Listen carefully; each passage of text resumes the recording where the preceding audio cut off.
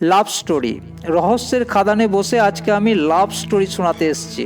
আপনি ভাবছেন কচুরিপানার সঙ্গে আবার লাভ স্টোরির কী সম্পর্ক? কিন্তু এই কচুরিপানার পরকীয়ার জন্যই আমাদের ভারতবর্ষে কচুরিপানা এসেছে। এটা 250 বছর আগেকার একটা গল্প। কচুরিপানা আমরা সকলেই চিনি। গাছটি যে জলাশয়ে বাসা বাঁধে সেই জলাশয়ের গুষ্টি 3 কম্ম করে ছাড়ে, অর্থাৎ পুকুরের জল পর্যন্ত এতটাই দূষিত হয়ে যায় যে সেখানে মাছ পর্যন্ত ঠিকমতো বসবাস করতে পারে না। জলাশয় দেখে আপনি বুঝতেই পারবেন না যে সেখানে জল আছে। মনে হবে একটা সবুজ বাগান যেখানে বেগুনি রঙের ফুল ফুটে আছে। যত নষ্টের গোড়া হলো এই বেগুনি রঙের ফুল। সেই ফুলের পরকীয়ার গল্প আজকে আপনাদেরকে শোনাবো, আর যার জন্য গাছটি আমাদের ভারতবর্ষের পদার্পণ। কচুরিপানা কিন্তু দেশের আদি জলজ উদ্ভিদ নয়, এটি নিয়ে আসা হয়েছিল সুদূর ব্রাজিল থেকে ভালোবাসার মানুষকে উপহার দেওয়ার জন্য। জেনে নিন সেই কাহিনী, লাভ অ্যাট ফার্স্ট সাইট, যার মাসুল গুনছে আজও বাংলার মানুষ।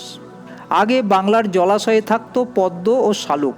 ইতিহাসবিদ সুরজিৎ চক্রবর্তী জানান, ভারতের গভর্নর জেনারেলের বইয়ের তথ্য থেকে জানা যায় 1769 সালে বাংলায় আসার সময় জাহাজের প্রথম দর্শনে ব্যারনেস ম্যারিয়ান ইম হপের প্রেমে পড়ে যান ওয়ারেন হেস্টিংস।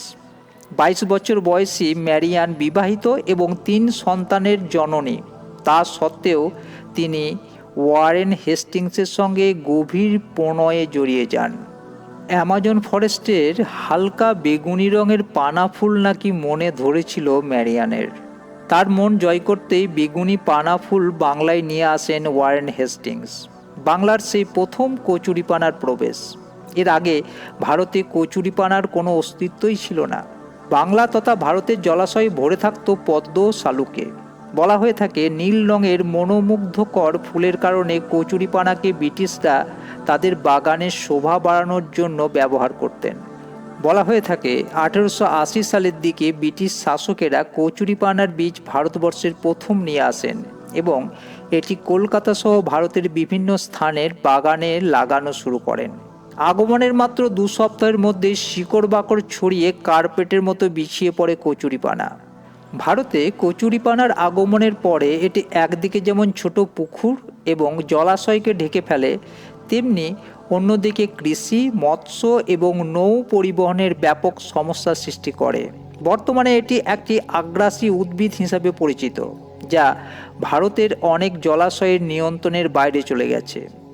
এই উদ্ভিদ যদিও সৌন্দর্যের জন্য আনা হয়েছিল, কিন্তু এর বেপরোয়া বিস্তার এবং ক্ষতিকর প্রভাব এটি ধীরে ধীরে এক সবুজ অভিশাপে পরিণত হয়েছে। আর কচুরিপানা থেকেই শুরু হয় মশার উপদ্রব।